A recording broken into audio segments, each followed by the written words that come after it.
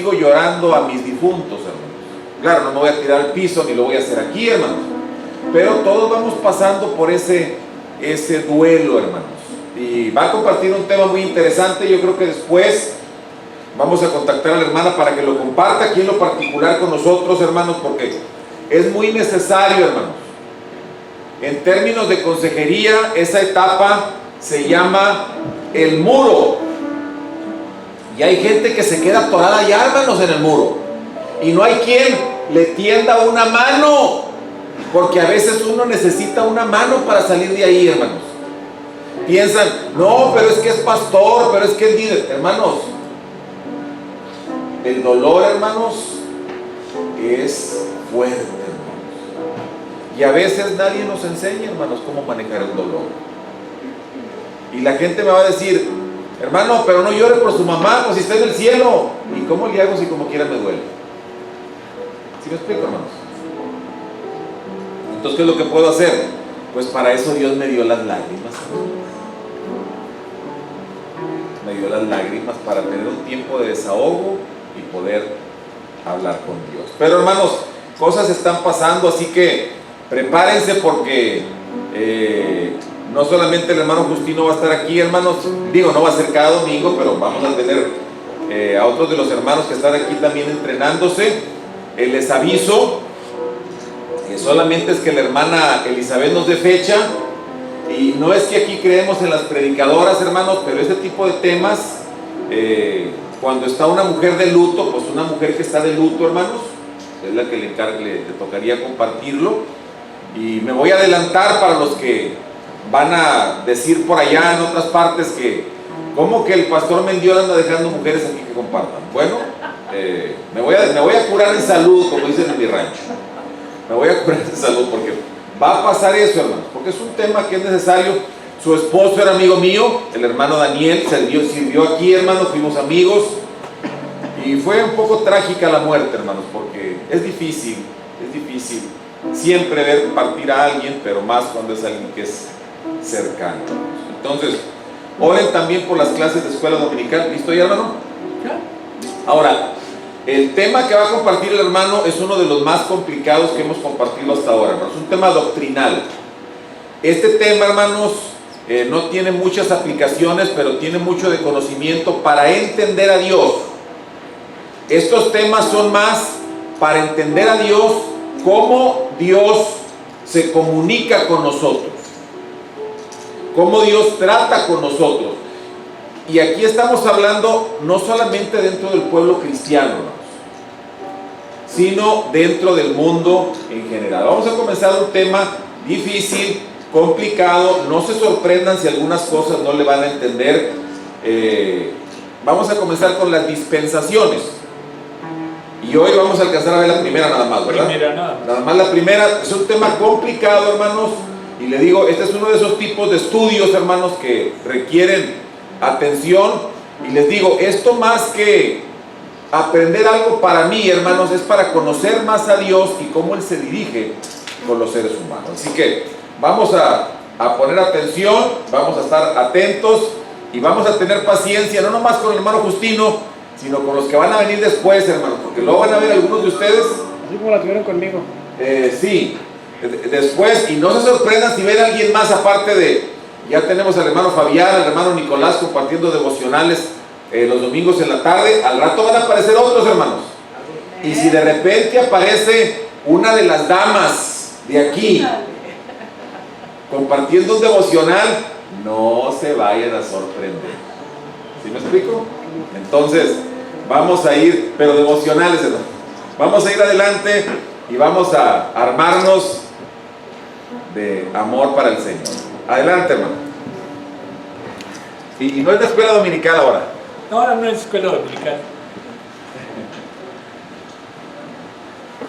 Vamos a iniciar con una oración.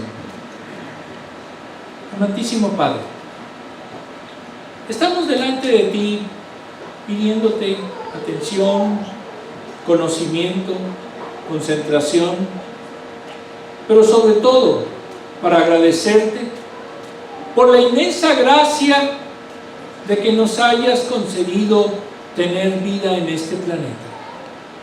de que nos hayas permitido ser seres vivos, ser seres humanos, que debemos de estar agradecidos siempre. Todo esto te lo pedimos en el sagrado nombre de nuestro Señor Jesucristo. Amén.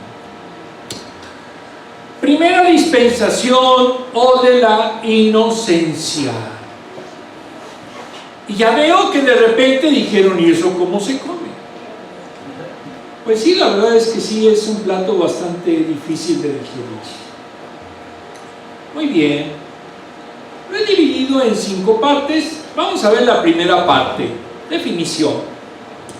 Para Ropero Barzós, en su enciclopedia bíblica, dice que la dispensación es semánticamente la administración de una casa-familia. Es el trato ordenado con los hombres por parte de Dios en la variada administración de su voluntad durante los diferentes momentos de la historia de la salvación.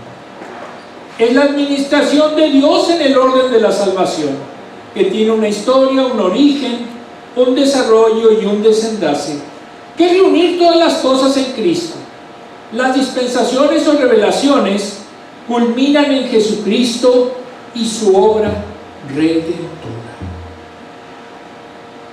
En una palabra, es simple y llanamente cómo se ha desarrollado la historia de la salvación, la historia desde el inicio del origen de la humanidad, de lo que existe, hasta el momento actual, y su fin escatológico, que será precisamente estar con Jesucristo.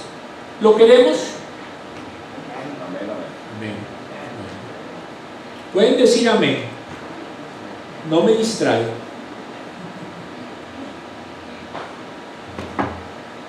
Francisco Lacueva, en su diccionario teológico, nos dice que el dispensacionalismo describe el desarrollo del plan de Dios en varias dispensaciones a lo largo de la historia de la salvación. Se distinguen 7, que son situaciones en las que Dios pone a prueba al ser humano, con el resultado de que en todas ellas el hombre ha demostrado ser un rebelde y hostil, como consecuencia de la perversidad incurable de su corazón. Jeremías 17:9. Entonces vemos el primer punto. Dios ha dado muchas oportunidades para la salvación del ser humano, pero en todas ellas ha fallado el hombre. Vamos a continuar, vamos a ver ahora cuáles son. La primera que vamos a ver es la de la inocencia. Abarca desde la creación hasta antes de la caída. La segunda es de la caída y conciencia hasta el diluvio. La tercera es la del gobierno hasta Abraham.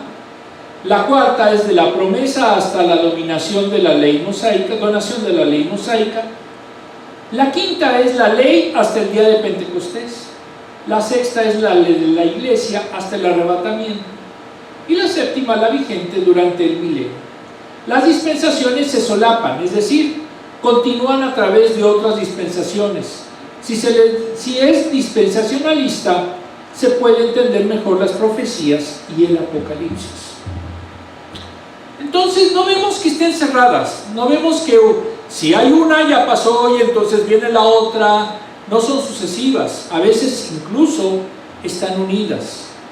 Por esa razón es importante siempre tener muy bien ubicado qué es básicamente una dispensación, en cuál nos encontramos y por qué decimos que estamos en ella. Como ustedes vieron y como dice el tema, nada más vamos a ver la primera. Ustedes dirán, ay, pues, si las otras 7 se ven bien fáciles. Pero créanme, con la primera me costó bastante trabajo investigar y tener el material adecuado, porque no es sencillo comprender la grandeza de lo que estamos por ver.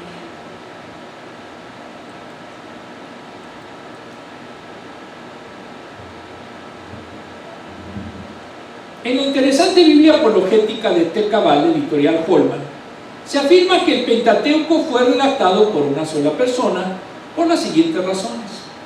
Primeramente, hay una identidad de un autor habiendo unidad entre Génesis hasta Deuteronomio. Segundo, tiene un argumento en común, las promesas de Dios. Tercero, un personaje principal, Moisés y las interrelaciones literarias. Cuarta, la tradición judía y cristiana atribuyen a Moisés su autoría, quien vivió en la época donde se desarrollaron los hechos. Segunda de Crónicas 23:18, Lucas 16, del 29 al 31 y Hechos 28 al 23. Partimos entonces de que Génesis pertenece al Pentateuco y este es la Torá, y esto es la primera parte de lo que serían las escrituras hebreas, esto es la Tanaj. Ahora, es bien interesante decir que se cree que solamente fue escrito por un autor. Y ese autor, desde luego, recibió inspiración divina. Entonces es el mensaje de Dios a su pueblo, pero a toda la creación.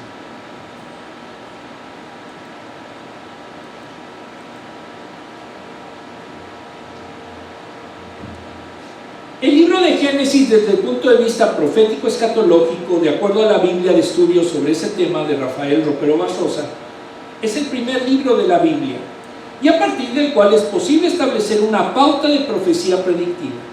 En él Dios establece el escenario con la salvedad que el autor del libro no fue coetáneo de los acontecimientos que sucedieron en él mismo, al menos con 3 siglos de diferencia.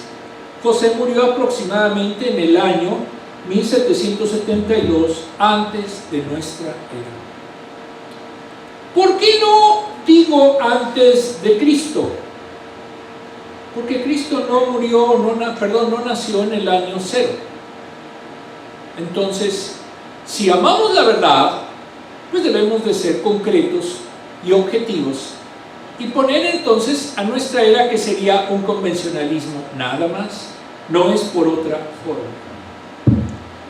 Génesis 1 y 2 parece haber sido conocimiento de los primeros padres, versículo 1:26. Posición del hombre de dominio sobre la naturaleza, anticipación del evangelio del triunfo del Mesías, en 2:3. El reposo de Dios anticipando el reposo en Cristo. El escritor plasma las profecías de los hebreos mucho antes de su tiempo. Se redactó posiblemente entre 1446 y 1406 antes de nuestra era, que es cuando Israel estuvo en el desierto con el propósito de restaurar a Israel a Canaán.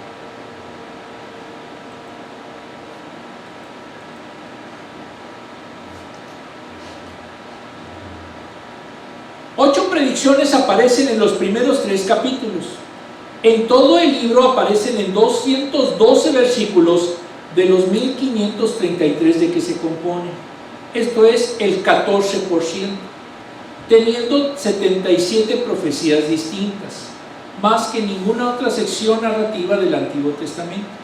Solo en Mateo del Nuevo Testamento hay más, ahí aparecen 81. El libro es un mensaje profético y como tal se ve a Moisés, presunto autor del mismo, el cual dio el libro al pueblo como expresión de la dispensación, de la inspiración que Dios le reveló.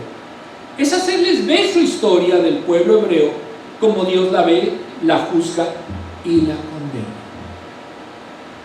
Génesis no es tan sencillo como muchos piensan. Aquí vemos que es apologético, pero también es profético, predictivo. Y precisamente con esa visión lo tenemos que analizar. No podemos ver a la ligera, no podemos decir que es un libro de fantasía. Una vez un pastor entró a una librería y preguntó: ¿y dónde venden aquí las Biblias? Busquen los libros de fantasía. El Génesis no es libro de fantasía, es un libro teológico. Vamos a verlo más adelante.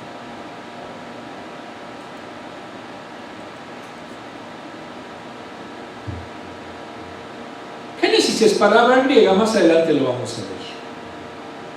Periodo que abarca El punto 2, periodo que abarca. De acuerdo a Samuel Pagán, los relatos de Génesis deben de entenderse como la prehistoria del pueblo de Israel, desde un punto de vista teológico. Quien creó todo lo que existe y vemos es Dios.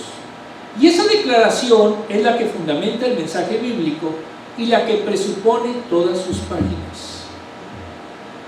La Biblia no es un simple libro de ocurrencias de algunos discípulos o 40 escritores, sino es un mensaje de Dios que envió a la humanidad entera.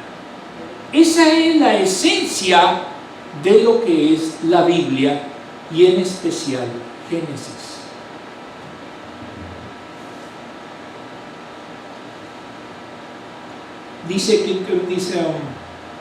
Se habla del origen del universo, de la tierra, de la humanidad, las relaciones sociales y las costumbres.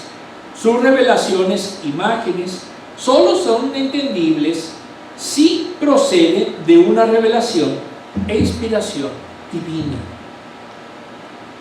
Entonces, si consideramos a la Biblia como inspirada, podemos entonces tener el contexto de por qué se escribió Génesis. Todo el cosmos, hasta animales, son producto de la acción divina. Génesis capítulo 1 y 2. Vemos cómo crea el jardín del Edén y se pasea junto a la primera pareja que existió. Con la creación de la humanidad llega la acción divina a un punto culminante. Creó al hombre y a la mujer a su imagen y semejanza, recibiendo de Dios características éticas y morales que los asemejan al Creador.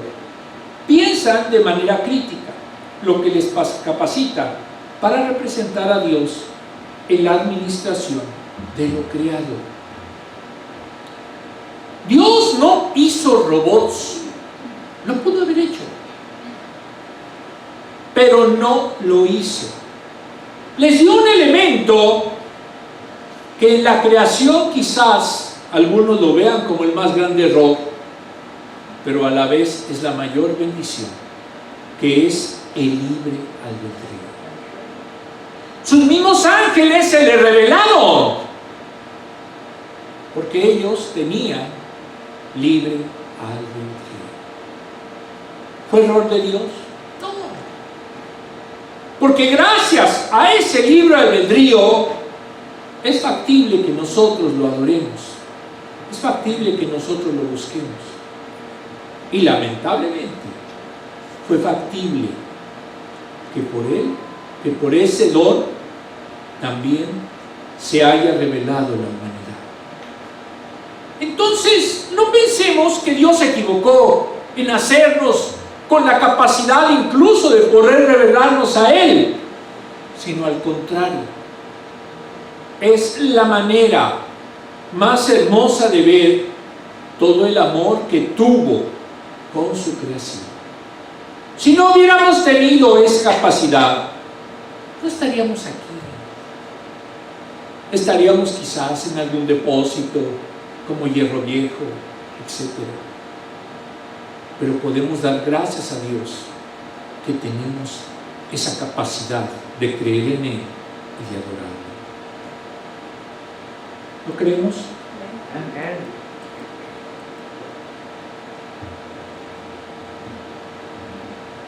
Bíblicamente encontramos esta dispensación en Génesis capítulos 1 y 2. Y si hacemos un desglose encontraríamos los siguientes puntos. Creación, capítulos 1 al 1 hasta el 2-3. Y segundo, el hombre y la mujer en el Edén, capítulos del 2, del 4 al 25. Génesis, primer libro de la Torá, tradición judía o Pentateuco para los cristianos, según Gleason Archer en su introducción crítica al Antiguo Testamento, nos dice que este primer rollo semánticamente en hebreo viene de Bereshit, en el principio. Génesis es griego y significa comienzo. Prácticamente significan lo mismo.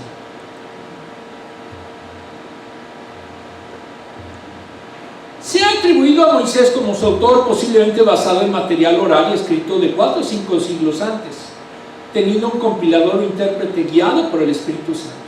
Entonces es una palabra inspirada por Dios. En su estructura es cuidadosa y sistemática. La esencia es el pacto de gracia y el trato bondadoso de Dios con los auténticos creyentes, desde los días de Adán en adelante. La máxima atribución, y eso lo vamos a ver más adelante, es que Dios creó a una pareja humana y le creó todo su entorno. Y entonces debemos a ese punto de pliegue, a ese cruce de caminos, el que tengamos vida como Él la conocimos. Lógicamente no sabemos cómo eran Adán y Eva. No crean que eran de cabellos rubios, musculosos, no sabemos. Entonces, grábenlo simplemente como que es una pareja que nació por voluntad, por la palabra de Dios. ¿Cuáles son sus características?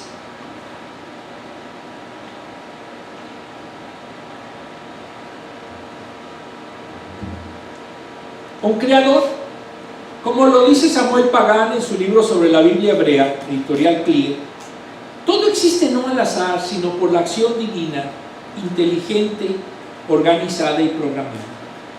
Lo que se narra en los relatos épicos de la Biblia, Génesis 2, 7, 21 y 22, así como en la poesía, Salmo 139, 7 a 8, 13, 15 a 16, y en mensajes proféticos, Isaías 40, 13 al 31, 45, 8 al 13, Dios crea y culmina ese proceso dinámico con el hombre y la mujer, todo bajo la palabra divina. Él ordena y la naturaleza responde. Aparece en Génesis los cielos y la tierra, Génesis 1, 1, 3, y culmina en el Apocalipsis los cielos nuevos y la tierra nueva, Apocalipsis 21, 22. Entonces, como lo dijimos al principio, la esencia de Génesis y de la Biblia es la pauta de fe, la declaración de fe de que Dios creó todo. Si no lo creemos, si dudamos, si somos escépticos, no somos creyentes. No existe en ese momento la capacidad de verdaderamente adorar a un Dios si no se cree en Él. Y esa declaración de fe es la esencial para todo creyente. Muy bien.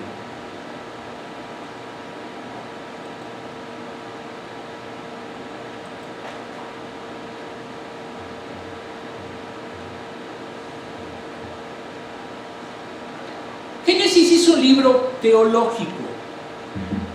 No, perdón. Se me brincó, perdón. Génesis es un libro teológico, no es geológico, científico o biológico. El mensaje es sencillo y claro. Dios creó todo lo que existe y se ve. Este es el fundamento del mensaje bíblico y presupuesto de todas sus páginas. En el diccionario profético, bara es crear. Se usa exclusivamente para la actividad creadora de Dios. Su significado básico es dar forma. Hagamos, en el versículo 26, se puede referir, 1, al plural de majestad, 2, corte celestial, Primera de Reyes 2:19, 3, forma incipiente de un Dios trino. En el diccionario apologético nos dice que el versículo 26 no representa pluralidad, por no ser coherente con el monoteísmo, más cuando en el versículo 27 habla en singular, a su imagen.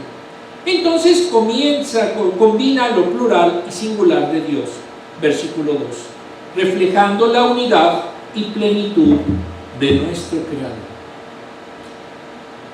Muchos son literalistas. Es que ahí dice hagamos, y entonces hay varios dioses. Pero esto es falso, porque en el versículo 27 claramente habla de a su imagen, y entonces vemos que es singular. Y de hecho en otros textos que encontré por ahí dice que el plural se utilizó en ese sentido para hacer más, para recalcar la unidad y la majestuosidad de Dios. no como plural de dioses.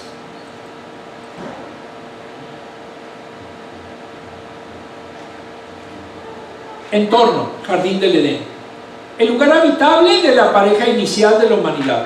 Se logra por la labor divina en el capítulo 2 al 31. Y bendijo Dios lo que había creado al decir que era bueno. En un interesante libro sobre apologética cristiana de Antonio Cruz, dijo que la tierra es de un tamaño idóneo, apareció en el lugar adecuado, en el momento oportuno, para que floreciera la vida y la inteligencia humana.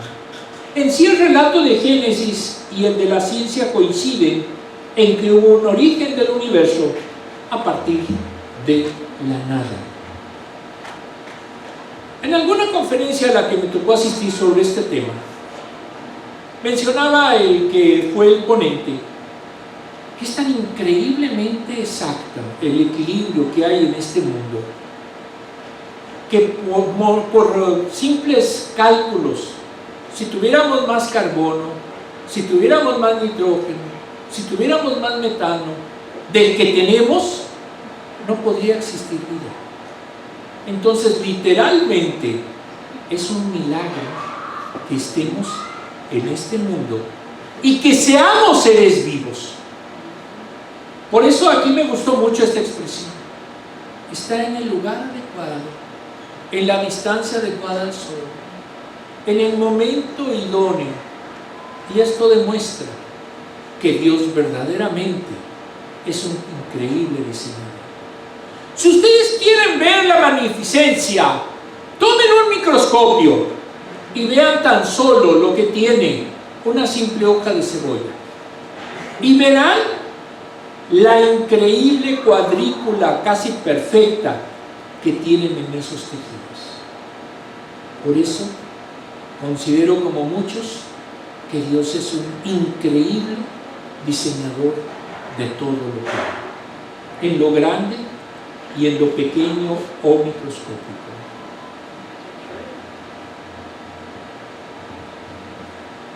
Según Gleason R. Archer, para el conteo de días se tienen tres teorías. John representa un día de 24 horas y Génesis 1:3 al 2:3 nos relata lo ocurrido en una semana en la cual Dios puso el orden del caos de la creación, quizás después de la expulsión de Satanás. Isaías 45:18. 2. John representa un día de revelación, es decir, Moisés tuvo 6 días visionarios, le mostró cómo se creó todo y sus etapas, en parte cronológicas y temáticas. El problema es que en el libro no se habla de visión, como sí en el caso de Apocalipsis.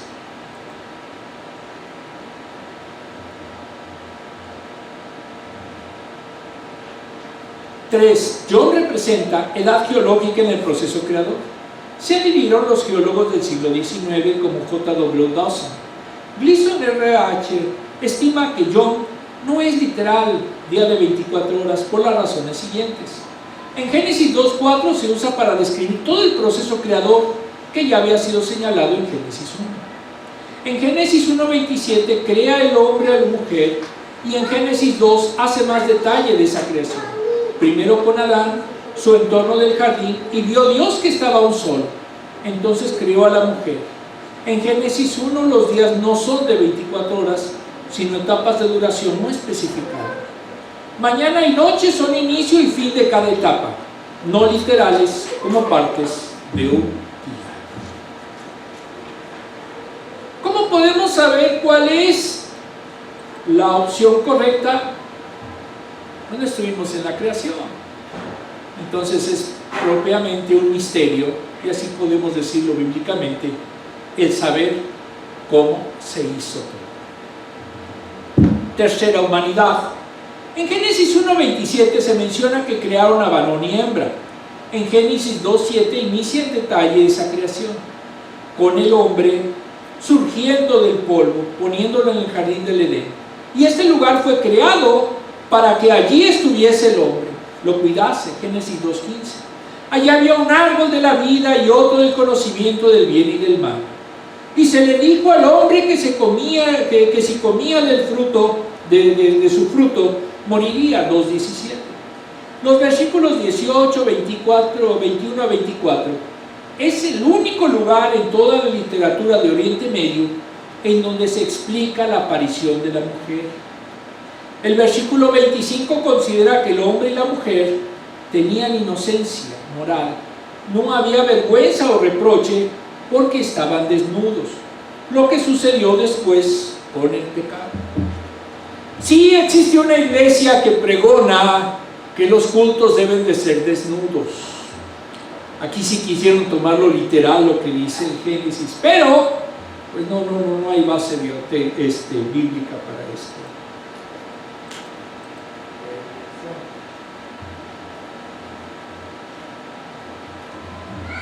Para Samuel Pagán, en su libro sobre la introducción a la Biblia hebrea, nos dice que es el segundo relato de la creación en donde abarca la existencia humana.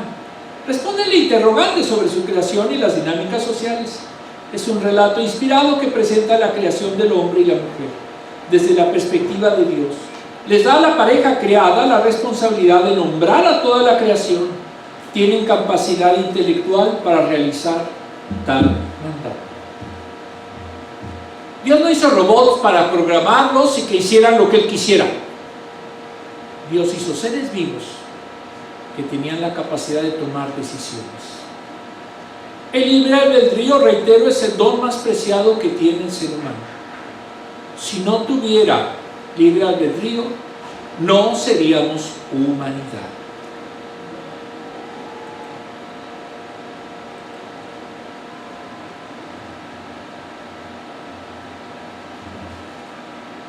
Debe cultivar la tierra para su subsistencia.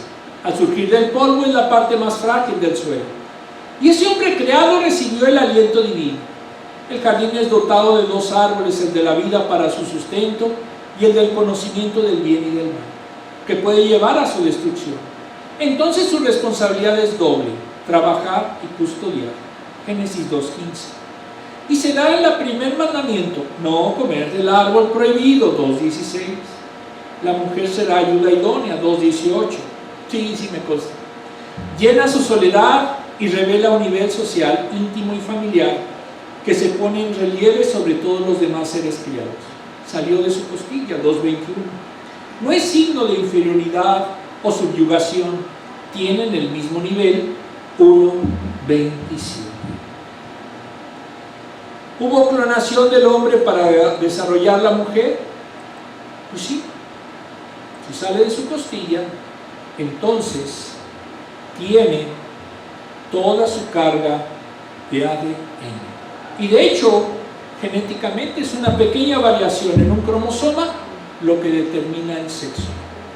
En los libros sobre el tema, el reverendo José Daniel Corté hace un resumen de lo que sucedió en esta dispensación de la siguiente forma: bendiciones, la vida, Génesis 2:7. Hogar y comida, huerto del Edén, Génesis 1:29, 2:9a. Creados a su imagen y semejanza, Génesis 1:26, 27. Para ser administradores de todo lo que existe. Multiplicación y señorío